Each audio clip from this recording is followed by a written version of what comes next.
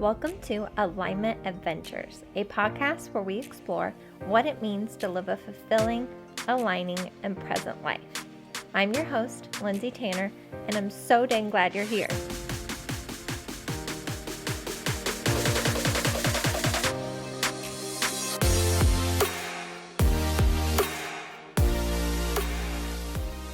Hello, my loves, and welcome back to another episode of Alignment Adventures. I'm so grateful that you are allowing me to take up space in your time and your awareness, and I'm so grateful that you are on this alignment journey with me. I hope you enjoyed last week's episode with Courtney and Tiffany. I have just been loving all of these interviews and conversations recently. I hope you feel the same way. It just feels so fun and aligning to explore these topics. And like I've said so many times, maybe these resonate with you, maybe they do not, but I just always encourage you to be curious and open, and tune into yourself. That is such an important skill to really sharpen these days, is tuning into your body, tuning into your awareness, tuning into your internal guidance, and blocking out that outside noise. That is one of the main components of my mission, is helping you guys in the pursuit of living an aligning life to connect with your intuition, your internal guidance, because that is where all your wisdom comes from. That is what you can use to guide you through this really confusing journey of being a human sometimes. I talk about that on every episode, how it can be really challenging and difficult to be a human, especially in this time and space, especially with all the noise we experience on social media and the news and from outside forces, whatever it may be. So with that being said, let's get into today's topic. So I just want to bring you a short little tidbit. This was just something that hit me the other day when I was on my walk, or actually I can't even remember when it was, but I was like, I need to do a podcast episode on this. I know we've touched on it before, but it's such an important reminder, especially this time of the year. It feels resonant. During the holidays, things can be triggering, right? You're around a lot of people, it's busy, a lot of things are happening, and a lot of emotions can come up. I mean, really, if you think about it, are we ever not emoting? And what I mean by that, I think emoting is a word, right? What I mean by that is, are we ever not feeling some sort of emotion? As humans, we always have some type of emotion going on, even if it's a neutral emotion, even if it's just like contentment, right? Which is actually a pretty good one, but you know what I mean? Even if you're feeling neutral about something, there's still an emotion. And of course, there's the really extreme emotions like anger and fear. You know, that's kind of like the low point of the wave. And then you also have the high point of a wave. If you think of emotions like waves, which they are vibrations. The high point of the wave would be happiness and joy and connection and love. So we experience all these wide array of emotions, and it is a lot sometimes, especially if you don't have the tools to kind of navigate those emotions. And I think kind of the dark side, which, remember, we've been talking about the dark side a lot in these episodes, not necessarily a bad thing, but sometimes the shadow side of spiritual work, depending on who you're listening to. I know when I first heard of the law of attraction, I thought this is a very common misconception, that it's bad to feel negative emotions. And that couldn't be farther from the truth. There's this underlying fear that if you feel fear or anger or sadness, you're going to attract more of that into your life. Now, we've touched on law of attraction many a times throughout the episode, so feel free to go back and listen to any of those. And we do know that like attracts like. But just because you feel sadness or, even something as low as depressive feelings or anger or fear, that doesn't mean that you're going to attract more of that into your life necessarily. Now, if you stay there and you wallow there and you don't use your tools to try to climb up the ladder, yes, it's going to lead to a spiraling effect into that emotion, which happens sometimes. Can we just allow that? I know we've all been there before, where we will spiral into those emotions. But the point I want to make today is, it's not bad to feel those quote unquote low vibration emotions. Let me give you an analogy I've heard many, many times from many other spiritual teachers. Like, we came here for the human experience. That's what I believe. It was our choice to come to Earth in this time and space and to be in human form because humans feel so many emotions. That's the unique part of being a human. And if you relate it to being a painter, you wouldn't just use one color, right? Like if you're wanting to paint something, you want to use all the different colors throughout your painting career, your artist career, right? You wouldn't just stick to one color, just like our emotions. We wouldn't just stick to one emotion. After a while, we'd probably get bored of that, right? We came here to feel all the different emotions, just like the colors of a rainbow, just like the colors of a really beautiful, vibrant painting. Sometimes we're in those cool blues and greens and purples, and sometimes we're in those vibrant reds and pinks and oranges and yellows, and sometimes we're in those neutral tones. And it's all okay. All emotion is okay, and it is allowed. The important part is just relying on those tools to feel your feelings. Because like I've said many times on here before, when we do not feel them, when we run from them, when we hide from them, they can get stuck in our body. And that's that emotional baggage that so many of us are walking around with. Like pretty much every human on this planet is walking around with emotional baggage. And again, that's okay. But if you have the tools to work through those so you can live your most aligned, conscious, high vibration life, again, we're still going to have the ebbs and flows, ups and downs, highs and lows, light and dark. That's okay. We need contrast to navigate what we really want, what feels aligning to us. But using those tools allows you to release some of that heaviness and tightness in your body. That is what stuck emotion feels like. I guide people to releasing these stuck emotions in internal guidance sessions. That is one of the things that Jess Lively taught me a year ago. I can't believe it's been a year since I went through the Inner Voice Facilitator training, which was so fun, so expansive, so magical. I've loved holding those sessions for you guys the past year. But one thing that really happens is I guide people through finding those areas of tightness and heaviness in the body, that's stuck emotion.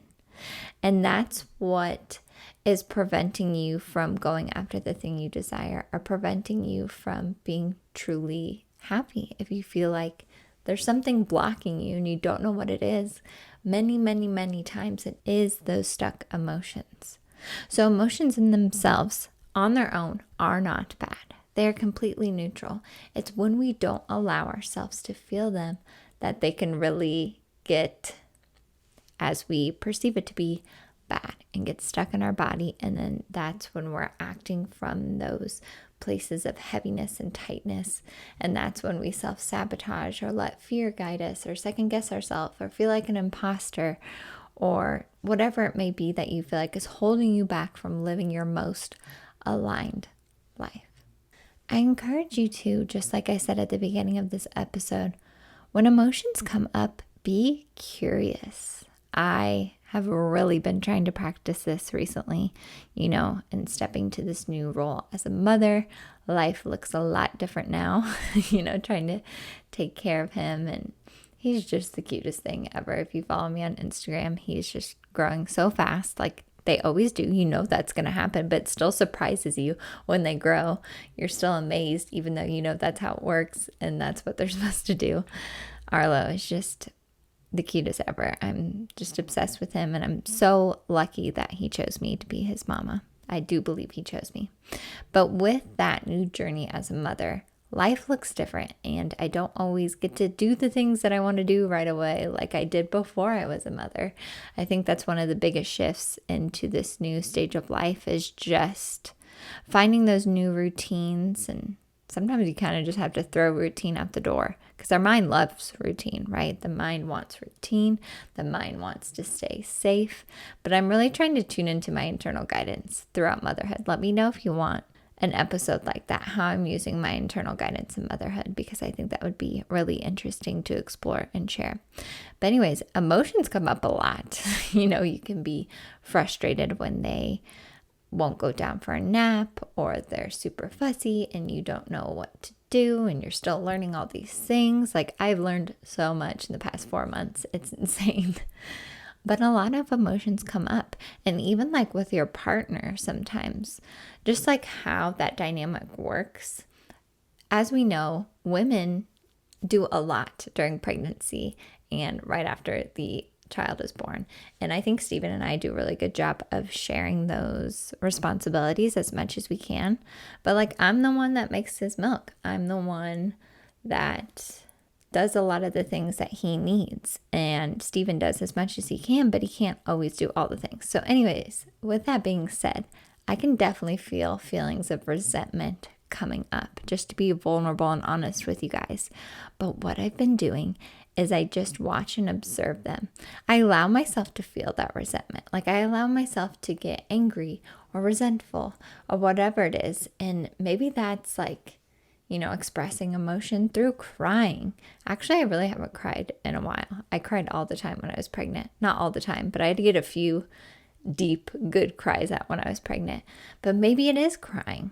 Letting that out. I feel like our society teaches us to be ashamed of crying, which I'm trying to reverse that. I know I feel that. And then when you try to stop crying, you just cry harder.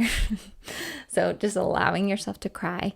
Maybe it's movement. Maybe you need to feel that feeling through movement, like going for a walk, or like going for a really good workout, or maybe it's talking to someone, or maybe it's journaling. That's what I mean by feeling the feelings, letting yourself express that emotion in a healthy and safe way. And that looks different for everyone, and that looks different in every different scenario.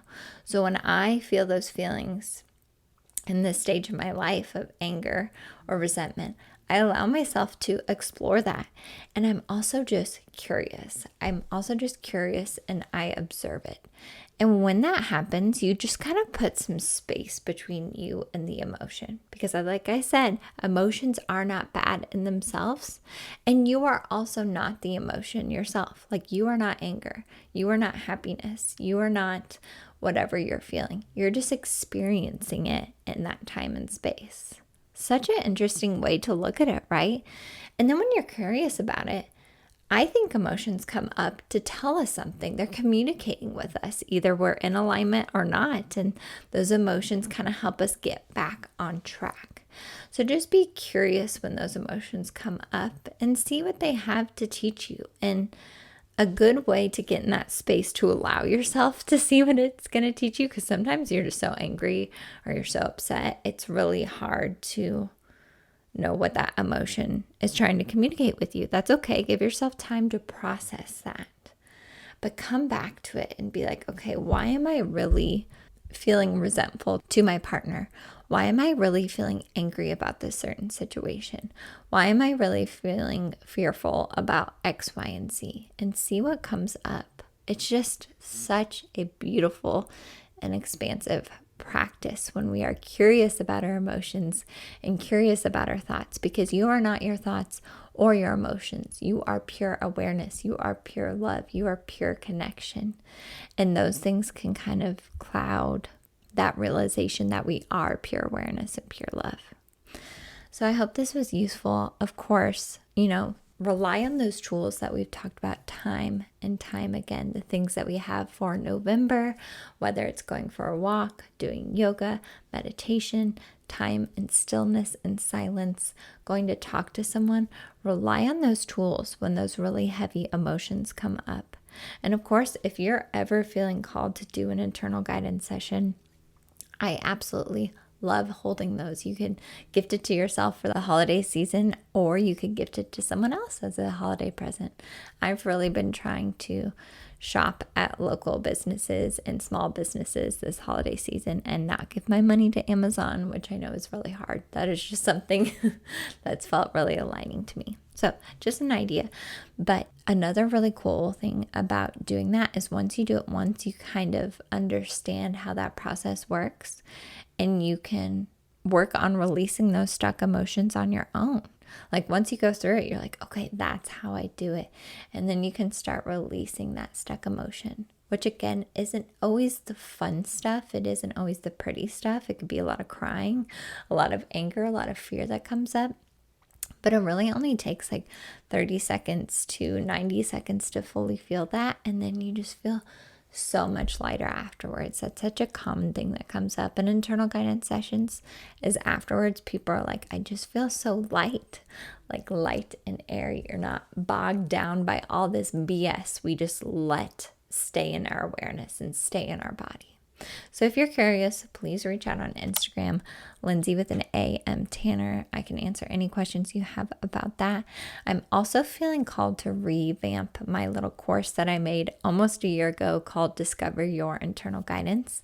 That way you can kind of do it on your own if you're wanting a more self-paced journey. So let me know if you're interested in that as well. And that is something I'm going to revamp and make extra special for you guys. But please share this episode with anyone that you think needs to hear this message. Please share any takeaways with me.